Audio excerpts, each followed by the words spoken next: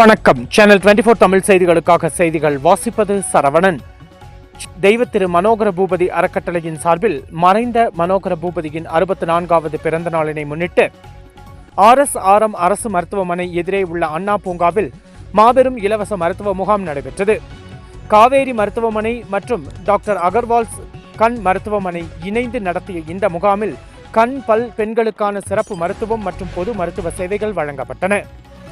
மேலும் அறக்கட்டளையின் சார்பில் ஏழை எளியோருக்கான இலவச மதிய உணவு திட்டம் 127வது நாளை எட்டியுள்ளதுடன் 100க்கும் மேற்பட்ட மாணவர்களின் கல்வி கட்டணம், முதியோருக்கான வாடகை உதவி மற்றும் ஏழை நோயாளிகளுக்கான மருந்து உதவிகளும் தொடர்ந்து வழங்கப்பட்டு வருகின்றன. ஹரிபிரபு, மனோகர பூபதி தலைமையில் நடைபெற்ற முகாமில் அலங்கை பொன்குமார், பேபி வல்லமுருகன், காதர் உள்ளிட்டோர் பங்கேற்றனர். எங்கள் அப்பாவோட 64வது பிறந்த நாள், அதாவது 9/7/2026. அவர் இந்த வருஷம் இறந்தார். அதாவது ஜனவரி மாதம் இந்த 2ஆம் தேதி இறந்தார்னா அவரோட பேரில் தான் ஆரம்பித்த இந்த தெய்வ திரு மனோகர பூபதி ஃபவுண்டேஷனுங்கிறது.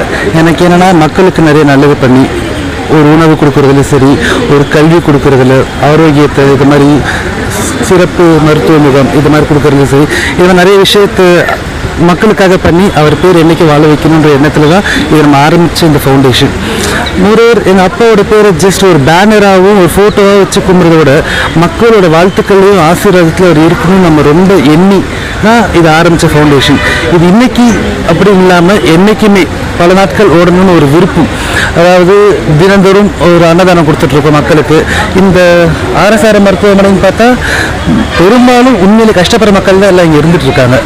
அவங்களுக்கு ஒரு பண்ணலாம், அதே இடத்த சார்ந்து அதுக்கு ஏற்றாப்புல அண்ணா பூங்கா, இந்த இடத்துல ஒரு சிறப்பு மருத்துவ முகாம் இது மாதிரி போட்டு மக்களுக்கு நிறையா சேவைகள் பண்ண ஒரு எண்ணத்தில் ஆரம்பிச்சது.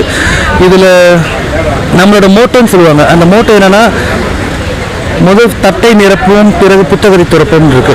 இப்போ அடுத்து மக்கள் ஆரோக்கியமும் தேவைன்னு சொல்லி இதில் ஆரம்பித்த ஒரு விஷயம் தான் இன்னைக்கு எடுத்த முதல் படி.